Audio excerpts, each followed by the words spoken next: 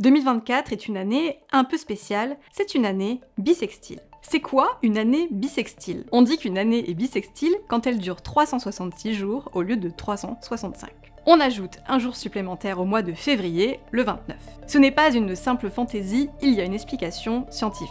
Nous autres humains avons inventé le calendrier pour se repérer dans le temps. On essaye d'y faire coïncider 3 éléments, mais ils n'ont aucun rapport. La rotation de la Terre, le temps que la Lune met pour tourner autour de la Terre, et le temps que la Terre met pour tourner autour du Soleil. Tout cela, le calendrier tente d'y donner une cohérence avec les jours, les mois et les années. Comme l'année ne correspond pas à un nombre de jours exact, on l'arrondit à 365 jours. On va donc se retrouver nécessairement avec un décalage. Alors, tous les 4 ans, une journée est rajoutée fin février. Et c'est le cas en 2024. Mais pourquoi tous les 4 ans et pas tous les ans ou tous les 2 ou 3 ans par exemple?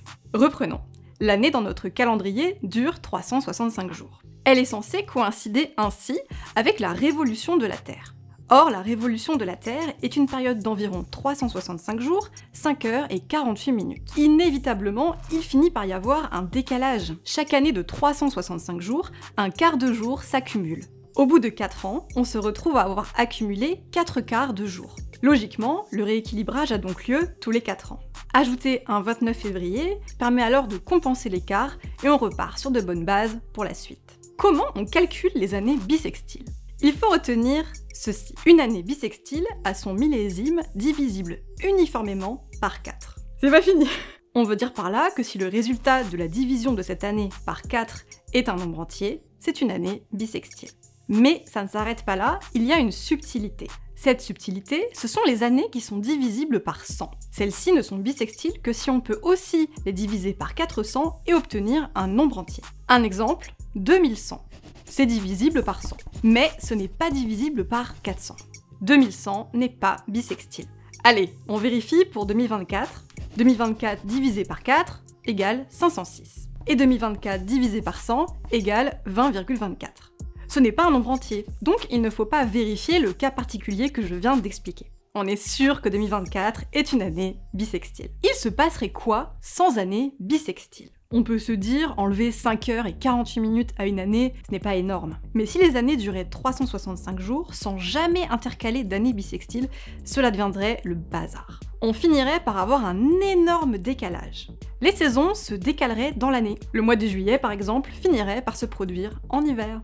Mais pourquoi le 29 février? Pourquoi pas un jour supplémentaire à un autre mois de l'année? Pour le comprendre, il faut faire un bond dans le passé. Plus exactement, dans l'Antiquité. C'est à cette époque que naît l'idée de créer un jour intercalaire pour attraper le décalage du calendrier par rapport à la révolution de la Terre. On utilisait le calendrier romain, un calendrier de 355 jours.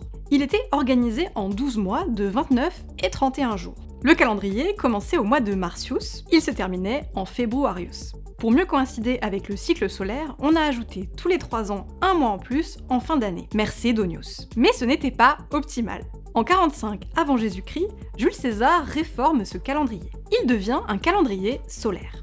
La longueur des mois change, l'année dure 365 jours. C'est avec cette réforme qu'arrive le jour supplémentaire. Il est ajouté tous les 4 ans entre le 24 et le 25 Februarius. Jusqu'en 1582, ce calendrier a été largement utilisé dans le monde occidental. Ensuite, il a fait place au calendrier grégorien. C'est celui que nous utilisons encore. Et celui-ci reprend le principe du jour intercalaire tous les 4 ans en février. Bissextile, ça veut dire quoi?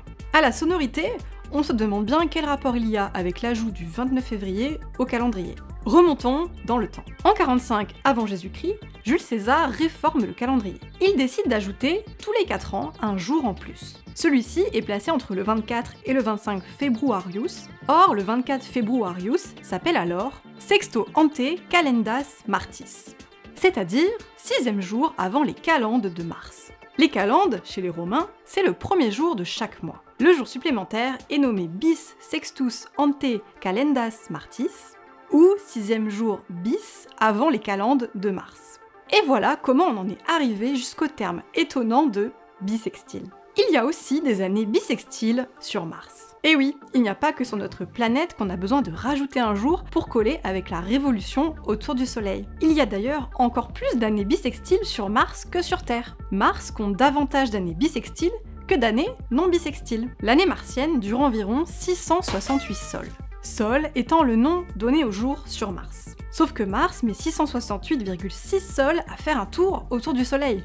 Avec le temps, ça se décale. Alors le calendrier martien s'adapte. Sur une période de 10 années martiennes, 4 années ont 668 sols. Et 6 années sont bissextiles avec 669 sols.